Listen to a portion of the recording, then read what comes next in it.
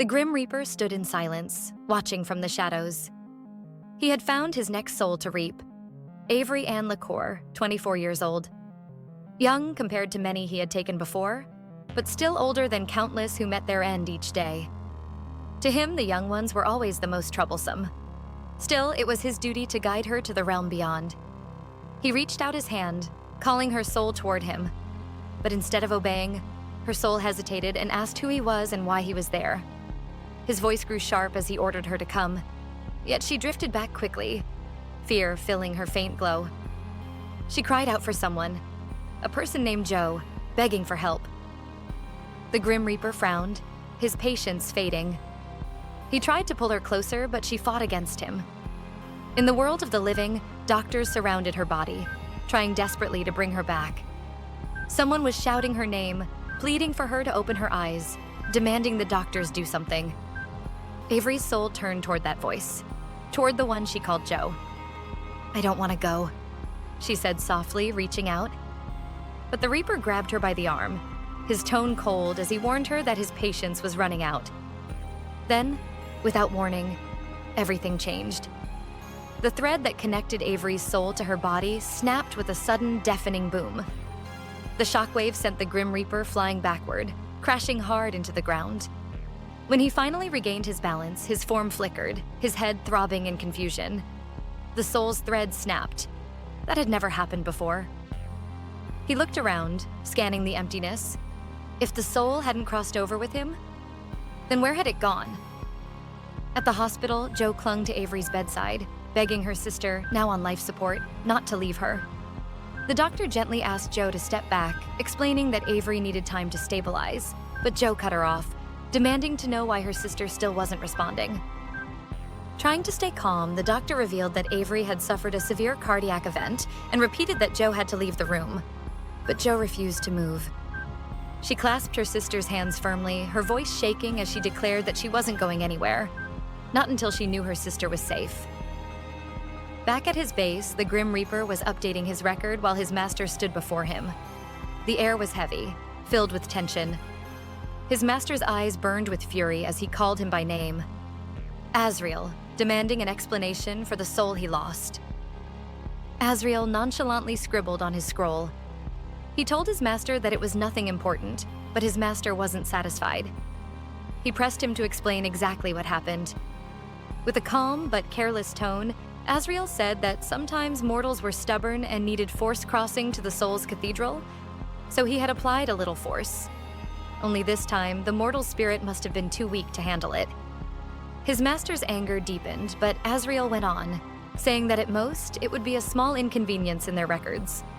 That was when his master's eyes turned bright white with rage. His voice thundered through the room as he told Azriel that what had happened wasn't small. It was dangerous. A soul wasn't just rare, it had power. If it stayed untethered from the realms, it would eventually forget its humanity. In time, it would turn into something dark, a malevolent spirit that could threaten both the living and the dead. Azriel shielded his eyes from the blinding glow, but still argued, saying the soul was resistant and that he had only been trying to coax her.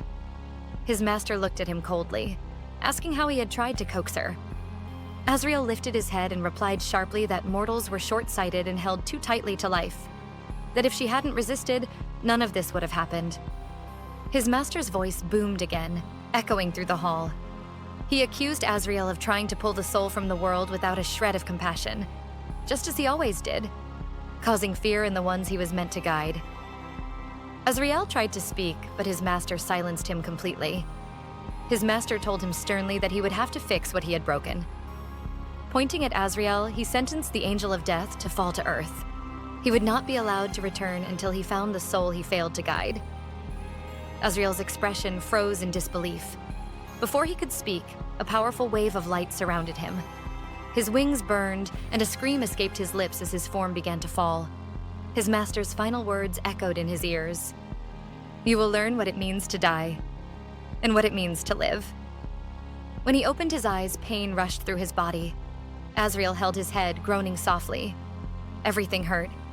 His body, his mind, even the air felt heavy. Where was he?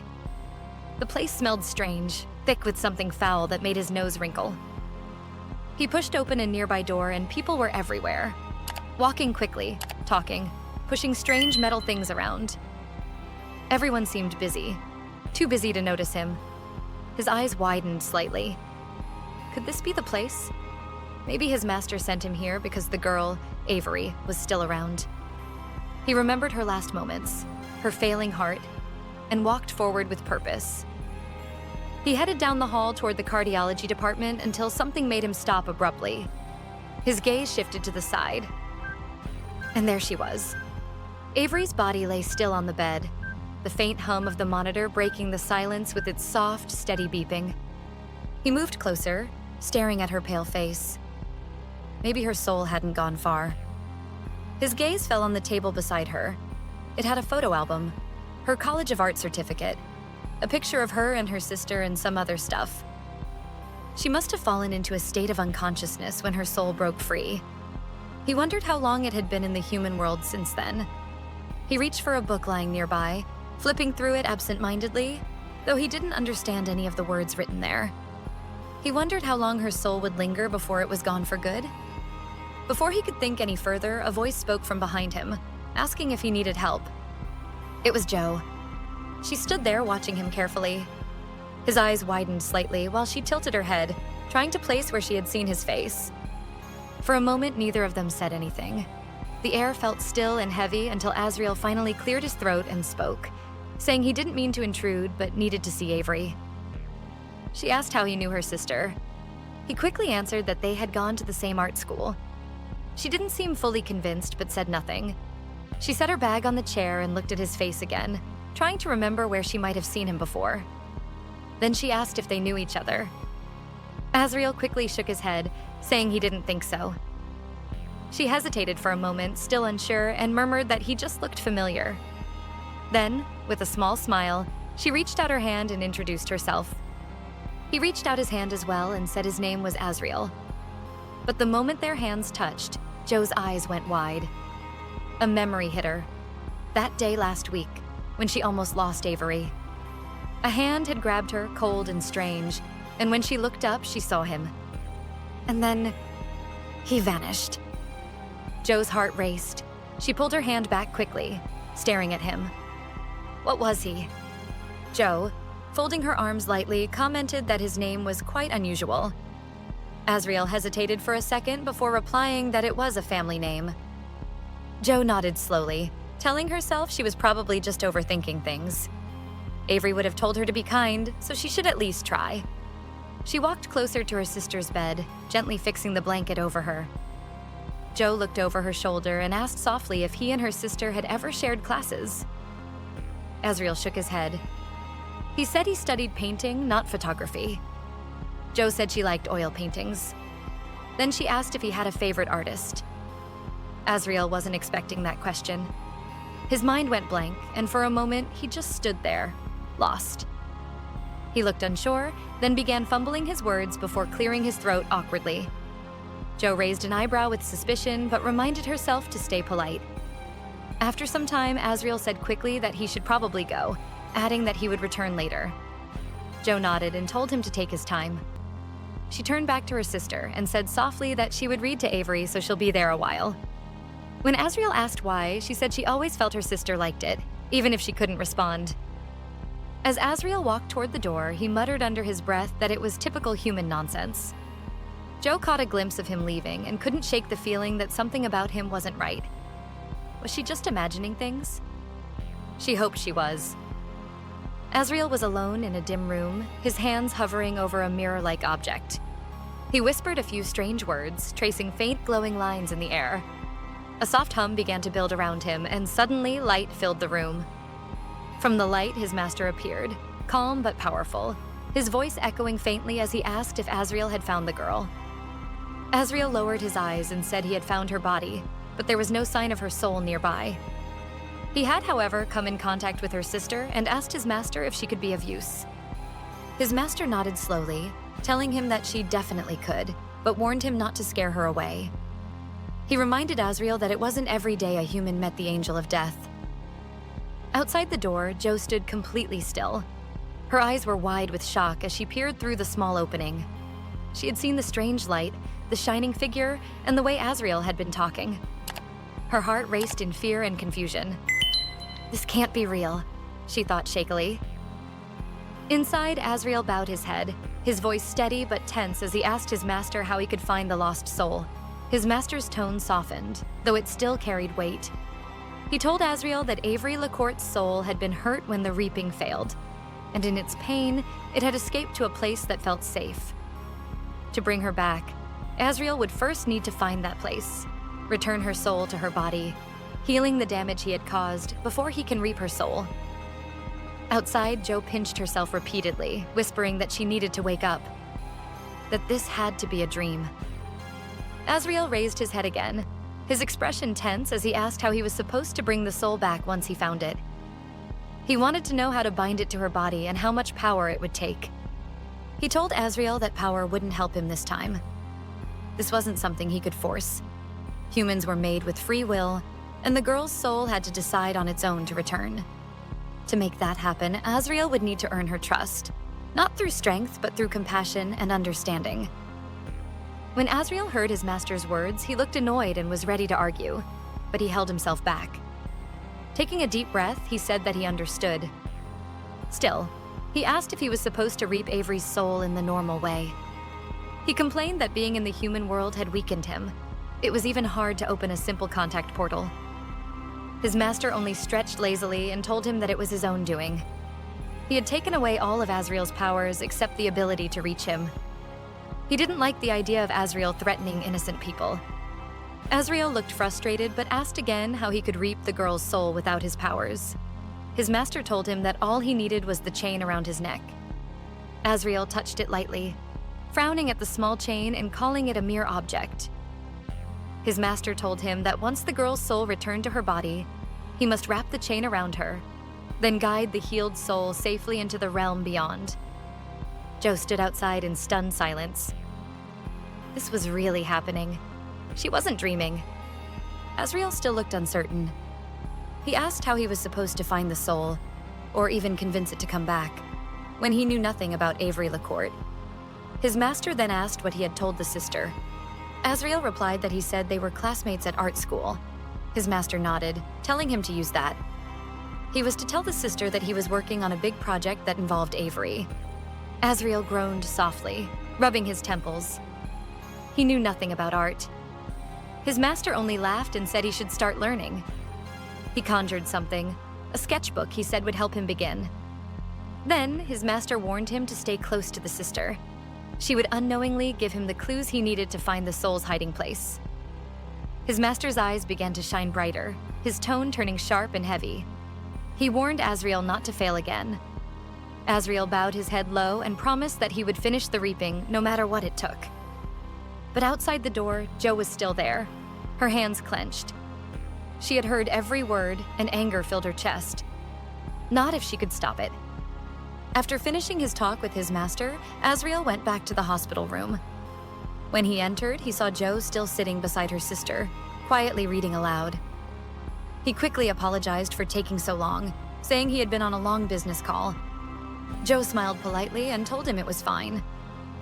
Azriel slipped his hands into his pockets, pretending to look casual. He told her that he had just realized he never mentioned the reason for his visit. When Jo asked what it was, he brought out a sketchbook and handed it to her. It was a drawing of Avery.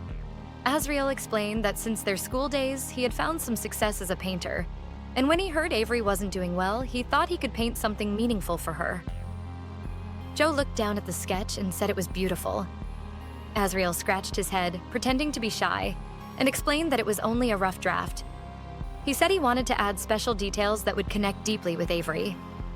Jo asked if he meant personal details, and he nodded quickly, saying that was exactly what he meant. He added that to make the painting truly personal, references would be very helpful. Jo stood up from her chair, still smiling. She handed him the sketch and told him that was fine. He could walk with her since she had to leave for rehearsals. On the outside, she looked calm, but inside she saw right through him. His excuse was one of the dumbest things she had ever heard. She wondered if he really thought humans were that stupid and easy to read. Azriel, on the other hand, followed her with a quiet smile, thinking the exact opposite, that humans were indeed stupid and easy to read. As they left the room together, Jo picked up her bag and told him that she'd give him her phone number. She added that they could start by visiting her and Avery's apartment since he might find something useful there. Azriel nodded eagerly, keeping his calm expression, but deep inside he was thrilled. It was exactly what he needed. Later that evening, Azriel stepped out of the cab and stood in front of what was now his new home, a small rundown house that he found completely pathetic. Before he could take another step, a loud voice shouted, "Hello there!" The sudden sound startled him so much that he almost jumped out of his skin. He turned quickly and saw an old woman standing nearby, smiling brightly. She started talking nonstop about the neighborhood, the previous owner of the house, her cookies being the best in the neighborhood, and a few things he didn't even understand, before finally asking for his name. Azriel sighed, already feeling drained. He told her his name quickly and hurried away while she kept waving, shouting that it was nice to meet him. When he got inside, he shut the door hard and leaned against it. The human world was exhausting. As he walked around the house, he figured things could have been worse. He caught sight of some toiletries as he entered the toilet and wondered what humans used them for. He pressed down on the soap container, watching it slosh onto his hand as he wondered, with genuine confusion, whether humans actually drank this stuff. He licked it, and the bitter taste hit him so hard that he frowned in anger, muttering under his breath that he hated this place. He walked to the window, trying to open it, but got tangled in the window blind, yelling at it in frustration. His next victim was a large painting. He complained that it barely even looked like a lion. Frustrated by everything, he let out a long groan and dropped into the nearest chair, leaning back with his eyes closed. What had he gotten himself into? After a moment, something crossed his mind. He sat up quickly and looked around. If Jo was going to believe that he was a painter, he needed proof. He stood and began searching through a few books arranged on a shelf. He smiled to himself with confidence. To him, Jo would never suspect a thing. Somewhere else, at ballet practice. Jo sat on the floor, stretching her legs while her friend chatted beside her. But Jo wasn't really listening. Her mind was far away. Her friend noticed and called her name. She asked softly if she was okay. Jo gave a small smile and apologized, saying she hoped the guy would soon find the right time. Then she told her friend she'd be ready in a moment. Her friend frowned with worry and asked again if she'd be fine. Jo nodded, thanking her before waving goodbye. As her friend walked away, Jo let out a small breath. Yes, she would be fine. She had to be. She was going to figure this out for herself and for Avery, like she always had. Her thoughts drifted to the past. Her and Avery stood outside a door, waiting while Jo knocked. Avery whispered that she was nervous. She was worried their new foster parents wouldn't like them. Jo bent down with a warm smile, a hand on her shoulder. She told her gently that there was no reason to worry. There wasn't anyone in the world who wouldn't like her. But once they were inside, things weren't so calm. Avery had clung tightly to her sister as a man and woman argued loudly across the room, but Jo reassured her that everything would be fine. She remembered another night when they were older, as they laid in bed at a foster home. Jo had promised herself that everything would be all right. She always had to be strong for Avery, always found a way to comfort her, always whispering that things would be fine. This time was no different. As she stretched again, her expression hardened. Azriel wasn't going to hurt her sister. She'd play along with his little artist story and help him find Avery's soul. She'd tell him everything he needed to know to draw Avery back, but she had another plan too. She had to take that chain from him and replace it with a fake. As she practiced her routine, she kept thinking. Once Avery woke up, Azriel would realize she had betrayed him, but she would deal with that when it came. Jo's mind was clear. She would save her sister, even if it cost her life. That night, Jo sent Azriel a message, asking if he could come to their apartment in the morning to look for inspiration for his painting. He agreed right away, and she told him to come by 8 a.m. since she had rehearsals at 10:30. He replied that it was perfect and that he would see her then. The next morning, his alarm blared at 7 a.m. He groaned and slammed his hand on it, but it had done its job, waking him right on time. He sat up, ready to start his day, when flashes from the dream he'd had the night before drifted back to him. For the first time, he had actually felt what it was like to dream. But he pushed the thought aside and shook himself back to reality, deciding it was better to make himself useful. Soon after, he found himself walking up to Jo's door. He was certain Avery's soul would be inside, and this whole mess would be wrapped up in no time. From inside, she peeked through the curtain and saw him coming. Quickly, she opened the door with a bright smile and told him he was very punctual. She stepped aside to let him in. As he entered, he looked around and said that the apartment was colorful and tidy. Jo smiled. Saying it was Avery's style, she asked him to take off his shoes and offered to take his jacket. While he slipped it off, she told him cheerfully to head into the kitchen. She had just made breakfast. The moment he walked away, Jo's smile faded. She quietly pulled out a small knife from her jacket, knelt by his shoes, and made a tiny cut in the sole. Carefully, she slipped a tracking device inside before pressing it closed again. She needed to keep an eye on him, but as long as he still wore that chain around his neck, he was an unacceptable threat. Meanwhile, inside the apartment, Azriel moved quietly, his eyes scanning every corner. He wondered if Avery's soul was here. Souls were never hard for him to sense. They carried a faint glow, something between light and warmth, like a flicker of fire that could be felt more than seen. But this place was empty. Nothing called to him. Then, suddenly, a sharp pain struck his stomach. He gasped softly, holding it. His brows furrowed in confusion. Had his master given him a defective human body? Before he could think further, Jo's voice came from behind him, asking if he was all right. Still holding his stomach, he replied softly that it was just pain in his stomach. Jo gave a small smile and pointed toward the table, saying he probably only needed to eat. She always felt hungry when she woke up early, too. Azriel followed her to the table and sat down, staring at the plate of food. Hunger. Dreams. They were new to him. He reminded himself not to get distracted by these strange human feelings. He had one task: find Avery's soul. Jo raised a glass, saying she hoped he would like the food, but inside of her, she was fighting to stay calm.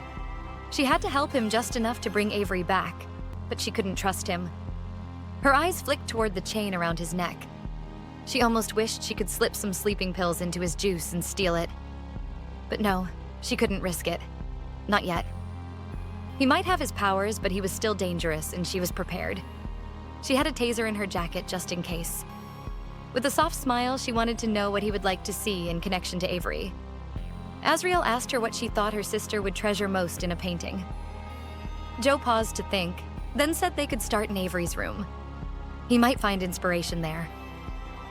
He agreed with a small smile, but before moving, he decided to eat to keep up his human act. When he took his first bite of the pancakes, he froze.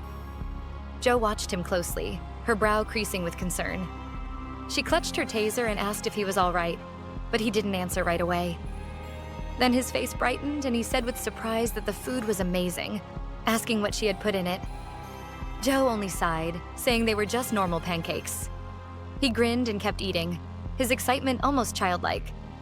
She studied him closely. The way he ate, it was as if he had never tasted food before. For a second, she almost laughed, but then her gaze returned to the chain around his neck. No, not a child. Not even close. He was dangerous. Keeping her face calm and friendly, Jo quietly took out her phone and asked if she could take a picture. She quickly said it was for Avery, that her sister would love to see them working together. Azriel hesitated but nodded. She lifted the phone, smiling sweetly. But her real focus wasn't on his face. It was on the necklace. After some time, they were both in Avery's room. Jo showed Azriel a few of her sister's favorite things, explaining what each one meant to her. He listened closely, his eyes fixed on every detail, and the intensity of his focus made Jo uneasy. It was as if he was seeing more than what was in front of him. He suddenly asked if he could touch one of the items, saying that feeling its texture would help him capture it better in his painting. Jo hesitated. Did he need to touch objects to sense her sister's soul? Her heart raced, but she forced a calm smile, agreeing without hesitation, trying to sound as natural as possible. Jo's thoughts spun wildly. If he could sense Avery's soul, she didn't have much time. She needed to get that chain off his neck. And soon. Trying to sound casual, she asked if anything had caught his interest. He looked around once more before replying simply that everything in the room was useful in one way or another. Her chest tightened. Did that mean he had found a trace of Avery's soul? She had to think fast.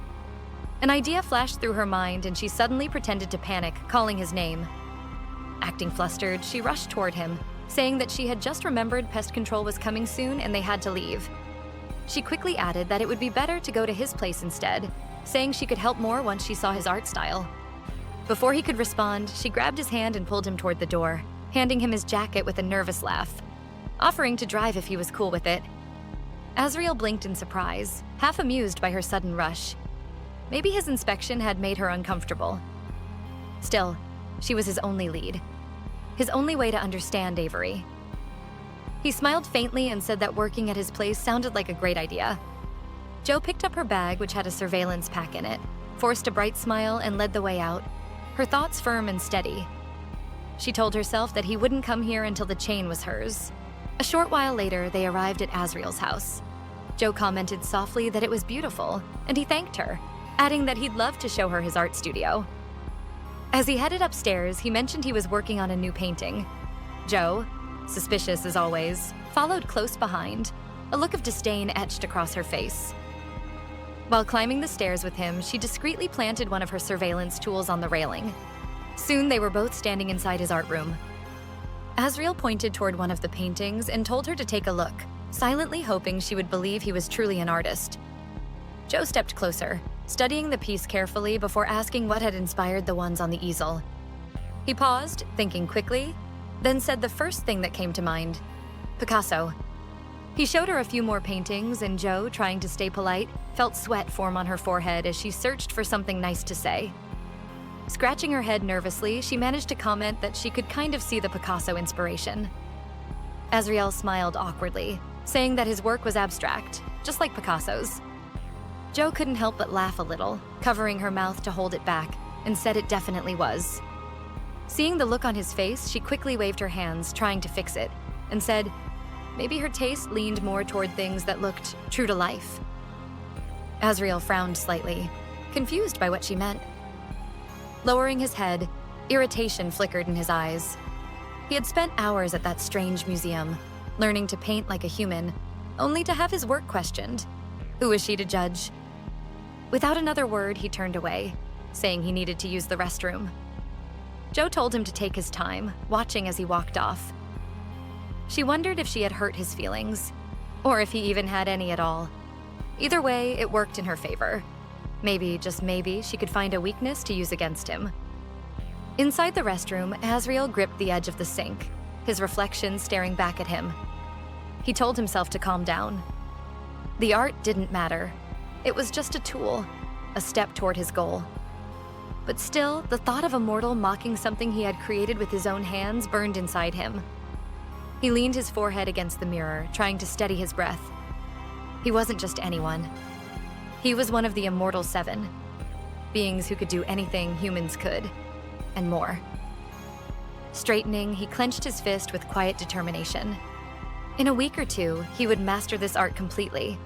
He was sure of it. Feeling a bit calmer, he left the restroom. The main room was empty. He looked around, frowning slightly, and called out for Jo. No answer. Then he heard a soft sound coming from one of the other rooms. He followed the noise and stopped at the doorway. There, he saw Jo kneeling behind the bed, her hand reaching for something behind it. His eyes widened in surprise. He asked what she was doing in his room, his tone low and sharp. Jo looked up quickly, startled, her eyes wide. Behind the bed, she had been in the middle of planting yet another piece of spyware. Jo shot to her feet at once, hiding her hands behind her back. A shaky laugh escaped her lips as she tried to act calm, saying she had only been looking for another bathroom and got curious.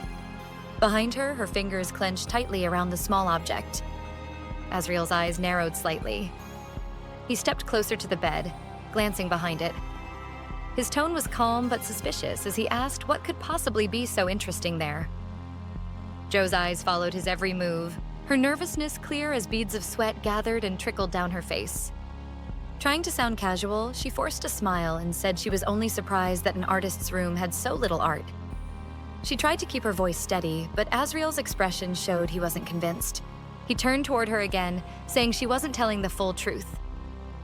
Jo's heart raced. Her hand slipped into her bag, gripping her taser tightly as her mind raced for a way out. When he took a step closer, her panic grew, until an idea came to her. Straightening her posture, she suddenly lifted a hand toward him in accusation, speaking quickly and confidently. She claimed that Avery, her sister, had never mentioned anyone named Azriel at school. From the look on her face, she made it seem as though she had uncovered something shocking. Then she accused him of having a crush on Avery, saying he was using this entire art project as an excuse to get close to her. The words caught Azriel completely off guard. A crush? He froze, staring at her in disbelief. Jo kept going, her tone firm and full of mock outrage. She said that men always fell for Avery because she looked so gentle and sweet, but she wasn't going to let anyone take advantage of her sister. She asked if he understood, her eyes fixed on him as though daring him to deny it. Azriel's lips twitched slightly before he answered that he understood. The calmness in his voice made Jo uneasy, but she kept her composure and sat down with a confident air, pretending she wanted to hear the truth. Inside, she could hardly believe her trick had actually worked. He finally said that his advisor had told him to build more connections with people, especially as an artist. And that was all he intended. Jo pretended to accept it, saying it was fine and that he shouldn't make things awkward about her sister.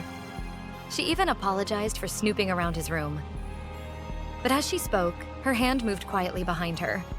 Without drawing attention, she unzipped one of the pillows and slipped the small object she had been holding inside it before zipping it shut again. Later at practice, Jo wasn't at her best. The coach noticed it and advised her and told the team to take a break, reminding them to drink plenty of water before calling it a day. Jo sat on the bench, taking a few long sips. Just then, her friend Renee walked up to her with a bright smile, telling Jo she had done great that day.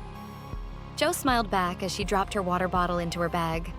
Renee asked if she had plans for the next night. Renee mentioned that they were hosting a big party at their place. Jo got up slowly, slipping her bag over her shoulder. The offer sounded nice, but she felt like spending time with her sister instead. Renee didn't seem bothered and happily suggested that Jo could bring her sister along since the party was open to everyone. Jo smiled softly, feeling grateful for her friend's kindness. Renee waved it off cheerfully, telling her to call if she changed her mind, and Jo nodded before heading out. At Azriel's place, the air grew heavy as he summoned his master. The older figure appeared calm and asked if there had been any progress. Azriel reported that he had searched the girl's apartment completely, but there was no sign of the soul. Nothing he could see or sense. Meanwhile, in Jo's home, she sat quietly with her headphones in, secretly listening and taking notes on everything being said. Back in the room, Azriel removed the chain around his neck and asked if he should hide it in case the sister began to suspect its power. His master told him not to worry. The Reaper's chain would not reveal its true nature until it touched Avery LeCourt's body. He only needed to keep it close. Jo continued taking notes. She already had plans in motion to replace the chain with an identical one. Azriel slipped the chain back on and hesitated before speaking again. He admitted that he was worried about Jo. She noticed more than he expected, and her earlier accusation about him liking Avery had been absurd, but it showed how observant she was. If she ever discovered who he really was or what he wanted, she might not cooperate at all. His master listened quietly before saying it sounded like Azriel already had an idea. Azriel nodded and mentioned the Angel of Epiphany, Oriel. Maybe Oriel could pull the truth from Jo's mind. But his master shook his head, explaining that Oriel's powers were not meant for extraction. Azriel tried to argue, saying Oriel could inspire humans, give them divine insight. His master stopped him, saying that inspiration was one thing, but forcing the mind open was another. Doing so could destroy a mortal's mind completely. Jo, still listening, was completely in shock. Azriel asked what he should do then, and his master told him to keep the mortal unaware. If she stayed in the dark, there would be no need for dangerous measures. Azriel agreed softly. His master vanished, leaving him alone in silence. He sighed. The whole thing was exhausting. Just then, the sound of the doorbell echoed through the room. When Azriel opened the door, he found the old woman standing there, smiling kindly and holding a plate of cookies. She said she had brought the famous cookies she'd mentioned before, adding that it felt like the neighborly thing to do. Both Azriel and Jo, who was still listening, expecting an accomplice, were completely disappointed. The old woman stepped inside without waiting for an invitation, still talking cheerfully. She said they could enjoy the cookies together over a cup of tea, adding with a playful tone that no woman would refuse tea with a handsome young man like him. She talked endlessly, filling the quiet space with her chatter, while Jo, listening in, couldn't help but laugh softly. Maybe this unexpected visit could actually help her learn more. The woman urged Azriel to sit down and make himself at home, and he replied dryly that this was already his home. She laughed lightly and asked where he had lived before moving there. Azriel's eyes darkened slightly as he said that it had been a faraway place, another land, more beautiful than this one, where time moved differently and peace was constant.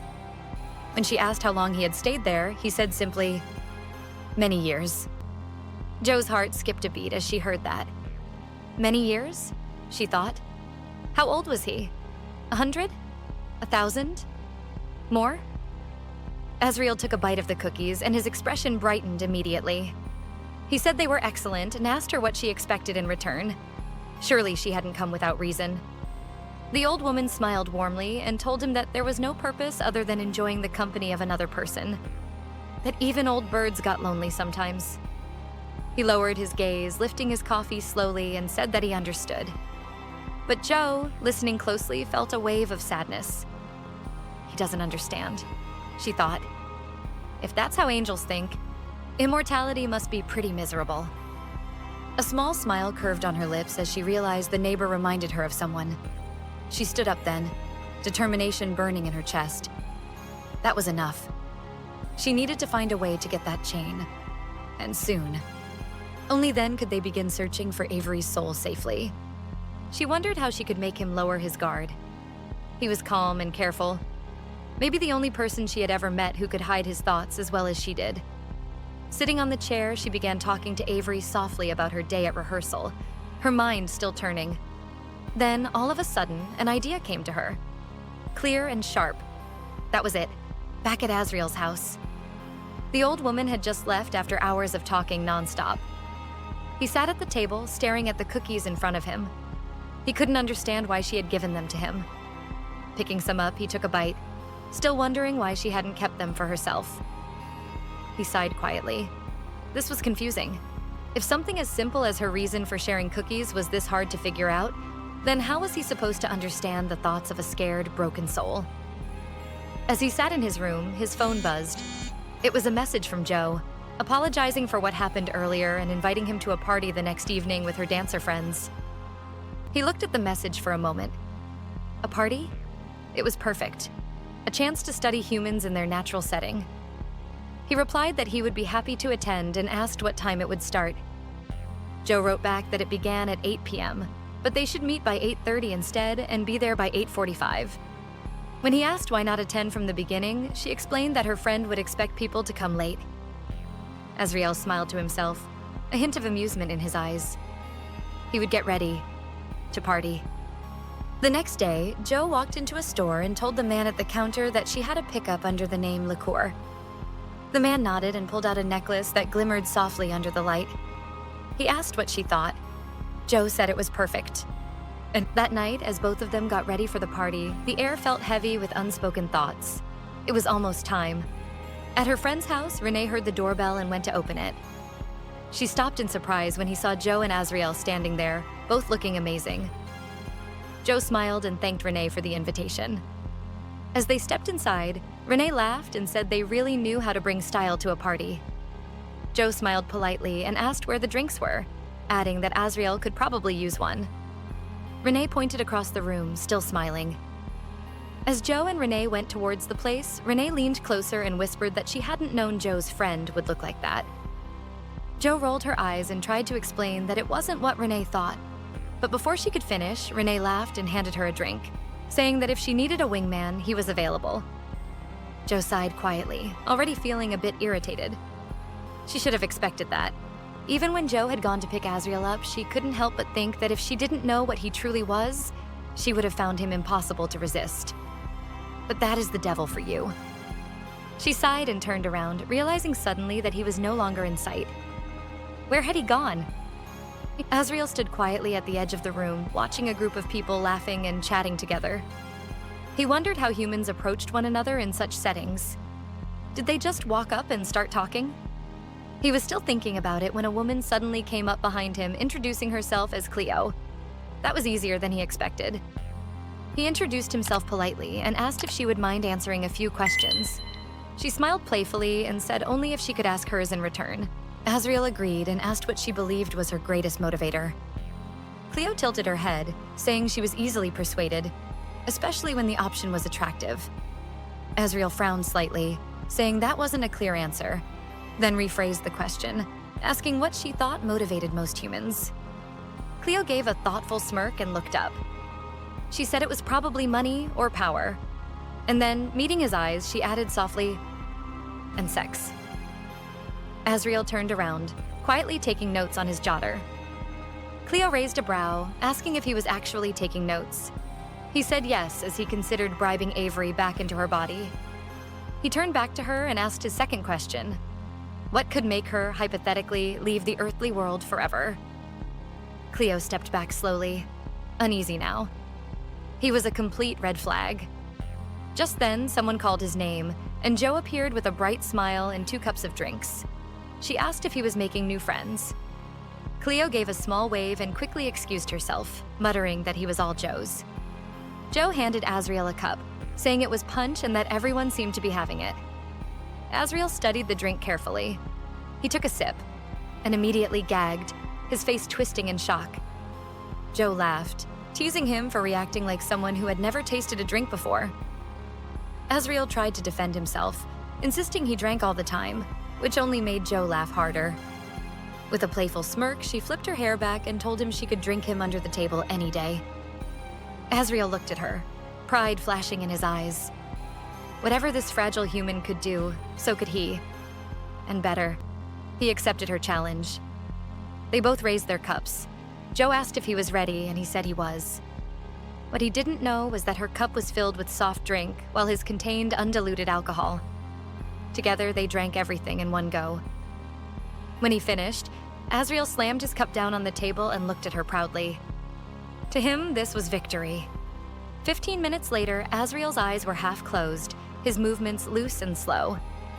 Azriel turned to Jo with a confused look as he asked if they were outside the dwelling. Jo nodded, trying not to laugh as she told him they were outside the dwelling. Azriel looked up at the night sky, sighing dreamily as he said he felt like he was in a deep state of contentment. While he rambled, her eyes stayed on the necklace around his neck. She stepped closer and said softly that he had something on his collar, reaching out her hand toward it. But before she could touch it, his hand suddenly caught hers. Jo froze, eyes wide. Even through his drunken haze, his gaze was sharp, almost too focused. He said in a low voice that he had an important question for her. Jo tried to sound calm and asked what it was. He held her hand tighter and asked her what she thought was the greatest human motivator. Jo's mind raced. Not yet, she thought. She needed him more tired, more off guard. She said she wasn't sure and suggested they take a walk. As they walked together through the quiet night, Azriel spoke again, saying that Cleo had told him money, power, and sex were what drove people, and he guessed she was right. Jo gave a faint smile and asked if he really thought so. Azriel spoke in a low, distant tone, saying he had seen it all before. People chasing grasp for these things, and even killing for them. Jo glanced at him. Of course, he had seen millions of people die for these things. Die for nothing. He turned his gaze toward her, reminding her that she still hadn't answered his question. Jo shrugged and said that money, power, and sex weren't the real things that drove people. What people truly wanted was to be happy. They only chased those other things because they thought it would bring them happiness. Azriel frowned at that. He didn't believe it. He asked if she really thought those things couldn't make them happy. Jo said a blunt no. Maybe they gave pleasure, but that didn't mean they had meaning. He looked even more puzzled and asked what truly had meaning. She shrugged and said feeling safe, from knowing that someone genuinely cared. He stared at her, still lost, and said he didn't understand. Jo gave a faint smile, her voice soft as she placed a hand on his shoulder, telling him she knew. But before she could say anything more, he blinked slowly, then slid down, his body going limp as he began to snore. Jo stared at him for a second, then knelt down. Carefully, she reached for the necklace. Her fingers worked gently at the clasp until it came loose. Jo looked down at him, hoping he wouldn't wake before she was done. After some time, as Jo carefully tried to fasten the necklace back around his neck, Azriel suddenly mumbled something and asked for water. The clasp clicked shut just in time, and she quickly got to her feet to fetch some. While she was gone, Azriel's eyes fluttered open as he felt something sniffing his hand. His head throbbed faintly, and for a second he wasn't sure what it was. Before he could move, Jo came rushing back, a cup of water in her hand. The little creature scurried under his sleeve as she reached hurriedly, knelt beside him, asking if he was fine, adding softly that the drink had been much stronger than she thought. Then she said they should get him home, which he agreed to. The next morning, Azriel woke up with a groan, pressing his hands against his aching head. He wondered why humans chose to do this. Just then, he spotted the cute little mouse from the previous night and complained that now he had a rodent in his house. Suddenly, his phone rang loudly beside him, making him flinch. He grabbed it, wincing, and answered. Jo's cheerful voice came through the line, telling him she'd brought him coffee because she guessed he might be hungover. Still holding the phone to his ear, Azriel dragged himself toward the door. His voice was low and rough as he told her that he was exceptionally ill. The effort he made to get to the door, the farther it seemed.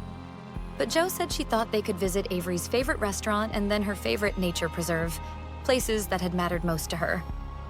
Then he opened the door. She looked up at him and immediately flinched at his messy state.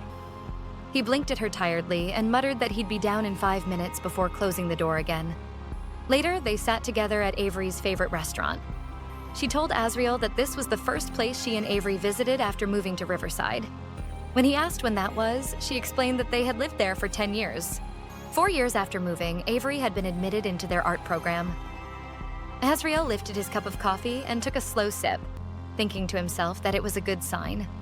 If Avery's soul still lingered near places tied to her strongest memories, then it was less likely that it had drifted too far away. Jo went on, her tone soft. She said that was where they always sat. Avery had loved being close to the river. Azriel narrowed his eyes slightly, asking if Jo disliked that spot. She shook her head and said she was fine sitting anywhere Avery wanted. He studied her for a moment and then said simply that he understood. It was because she wanted Avery to feel cared for, that someone was always looking out for her. Jo's eyes widened slightly. She looked away, surprised he remembered what she'd said the night before. He replied that it was one of the few things he could remember from that night. Her hands fidgeted with the napkin in front of her. Then, in a small voice, she added that she liked making Avery happy. After a moment, she decided it was time to go. They hadn't found any sign of Avery's soul there, and there was no point lingering. She waved to the waiter for the check. As Azriel watched her, he noticed how tense she seemed, how she avoided his eyes. He realized she regretted saying too much the previous night. It made him wonder why. They arrived at another of Avery's favorite places, the Huntington Nature Preserve. Jo explained that Avery loved taking photos there. He asked if she had a favorite spot, and she said they were heading that way. As they walked, he brought up their conversation from the night before, mentioning what she had said. When she asked what he meant, he asked if Avery would agree with her thoughts on what motivates people. He quickly added that his advisor had told him it was important to understand what drives the person he was trying to capture in his art. He coughed lightly as he spoke. Jo halted, pressed her palm to her forehead, frustrated. That was why he had asked those questions the night before. She clenched her fist, thinking that if she could find Avery's soul and communicate with it, she could convince it to return to her body in seconds. But that morning, when she tried the necklace, nothing special happened. She needed him for this. He was the only one who could guide Avery's soul back. How could someone like him understand someone as kind and gentle as Avery? She realized she had no choice but to try. Sitting down on a bench, she told him that if she had to explain what motivated her sister, it was that Avery wanted everyone in the world to connect with each other. She smiled and looked up, thinking her sister was kind and perhaps a little naive in that way. Azriel leaned closer, studying her closely. He suggested that meant she didn't believe in the idea of connection between all people. Jo looked back at him firmly and admitted that she didn't. Her eyes sharpened as she explained that Avery trusted easily and always saw the good in everyone, but Jo found that much harder. He stared at her for a long moment, then finally sat down. He agreed, saying quietly that searching for connection in life was mostly pointless. In his view, life was transient, quickly forgotten. And when it wasn't, it felt repetitive, as if every moment were just a copy of the one before it. Trying to connect with others was a fool's errand. Jo looked at him quickly, shaking her head. That wasn't what she meant. He turned to face her, and she continued, saying that Avery saw the world as one big happy family, but Jo would never think that way. Still, people could choose who to care about. He asked her what came after that choice. Years passed, he said, and then everything was gone. Jo reacted strongly, shouting that he was right, that you only get a few years, which turn into thousands of days and tens of thousands of moments. He glanced at his watch and asked her what a moment was in the grand scheme of life. She answered simply and firmly. Moments could last a long time, and they mattered. They both sat quietly for a moment. After a while, he rose slowly from the bench. She was human after all, and he had been foolish to expect her to grasp the bigger picture. Admitting so much to her might have been a mistake. Jo stayed seated for a moment, thinking it seemed like he was being honest, and she wondered why he would do that. But it didn't matter. Her task was simple. She needed to teach him about Avery and nothing more. She stood up and stood beside him. He commented on the strange island ahead. She explained that it was inspired by Japanese gardens, with small, unreachable islands meant to represent a mystical place humans could never visit. His eyes widened at the thought. A mystical place beyond humans. He smirked, intrigued. She smiled and asked if he had seen enough. He said he had, hinting that he might have found what he was looking for. As they walked away, she looked at him with a smug expression, thinking that it meant he had seen Avery. Azriel, on the other hand, thought about returning that night. He'll have all the time he needed. No human girl with ridiculous ideas. No distractions. She walked ahead, confident, silently betting that he would make his move later that night. And she would be ready. As late as 11 p.m., Azriel stood outside the gate of the preserve. Jo's idea that each moment mattered seemed like nonsense to him. And yet, as he climbed over the gate, he thought quietly to himself. The moment he found her sister's soul, that would truly matter. Meanwhile, Jo sat in the hospital room, relaxed, sipping her coffee. Time passed. 12 a.m., then 12:30 a.m., and she began to wonder what was taking him so long. The door opened and the doctor stepped in. Seeing her awake, he advised her to get some sleep. Jo smiled softly, saying she would. The doctor commented on how lucky Avery was to have such a devoted sister. Jo thanked her, then looked toward her sister and wondered if Avery would feel the same. She wished she could explain what she meant that day, remembering the time they had a serious argument and Avery stormed out, slamming the door behind her. Jo lowered her head in frustration, but then a beep came from the laptop. She quickly straightened, staring at the screen, puzzled. Why had he stopped again? By now, it was already 1:30 a.m. She rose from her seat, pacing from left to right, still watching the laptop. Something must have gone wrong, she thought. Has something happened to him? Her gaze drifted to Avery. If he were hurt somewhere, bleeding out, he wouldn't be able to wake her. Just like that, she decided to go check things out for herself. Later, Jo stood in a quiet part of the preserve, holding her phone. She walked carefully, following the directions on the screen, but soon noticed that he had gone off the path. Curiosity mixed with concern as she continued forward. Then, a sharp snap sounded behind her. She froze, hiding behind a tree. She peeped towards his direction and saw Azriel walking toward her, shirtless. She wondered what happened to him. Let's rewind 3 hours earlier. Azriel stood near the river in his swimming gear. He told himself it was time to cross. Without hesitation, he dived in, letting the current take him. Nearby, 2 people arrived. A guy and a girl. They whispered to each other. It seemed like they were up to some funny business. She was about to take off her clothes when she pointed toward the spot where Azriel had left his clothes, noting that it looked like someone nearby might hear them. The guy picked up the clothes, smirked, and decided to play a trick. He threw Azriel's clothes and shoes into the bushes, then grabbed the girl's hand and they ran off laughing. After some time, Azriel returned to the riverbank. He squinted, looking around carefully. Not a single person in sight. His gaze shifted to the place where his clothes had been. Empty. He stepped out of the water and walked into the woods, muttering angrily under his breath. If he found them, they would regret it. A snap of a branch echoed nearby, and he moved toward the sound. Did they really think it was funny, tossing his things in the muck? Jo ran faster, trying to get away. She heard his voice behind her, telling her it was thoughtful of her to leave a trail through the mud. She looked down, panting, then glanced around. She forgot about the exhibit. Avery loved them. She ran through the area, her thoughts swirling. The way he moved, so close, so unfeeling, made her wonder if that was what people saw when they died. But that afternoon, she remembered something else. The way he had looked at her before, it was like he wanted her to understand him. Like he felt something human. She knew she shouldn't be thinking about him like this, but she couldn't help it. She recalled the moment he had leaned close to her, asking if giving in to desires could feel pleasurable. His skin had been so warm. He had felt so human. She wondered which was real, the one in that moment, or the cold, unfeeling presence he usually carried. As his voice came again, Jo gripped her taser in her hand tightly, ready to strike, waiting for the right moment. A sudden crack echoed through the air, and he turned toward the sound. His eyes caught his clothes hanging on a tree, and he walked over to it. Jo let out a quiet sigh of relief, her heart racing. That had been far too close. 5 hours later, the doorbell rang, making her jump up from the bed. She quickly started washing her shoe as she asked who it was. Azriel answered that he had brought breakfast. She brushed her hair and told herself to stay calm. He had no idea she was there. She opened the door with a bright smile, thanking him for bringing the food. He said it was the least he could do. They sat down inside, and she opened the bag to see what he had brought.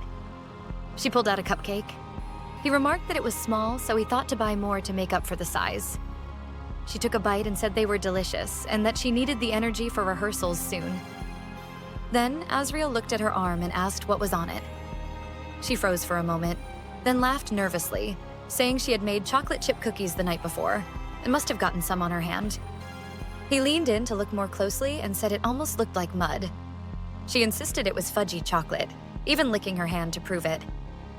He stretched and thought to himself that after learning about Avery the day before, he realized they had never finished looking through her apartment. They hadn't even been in her room, for example. Jo said it was her own room, but he reminded her that she and Avery were close. Something there might connect with her sister. Soon, they were in her room. He looked toward a set of pictures and wondered what she meant when she said dance. She told him ballet and pointed to the pictures, explaining that Avery had gone to all her performances. As he studied the images, he asked if ballet was hard. She admitted it was, saying it was brutal. He asked if she meant there was violence in it, and she agreed. Kind of. Her feet were always sore after a performance. He asked if she enjoyed it, and she said she loved it, though not every moment was enjoyable. He narrowed his eyes, asking if love and enjoyment weren't the same, and she said clearly, no.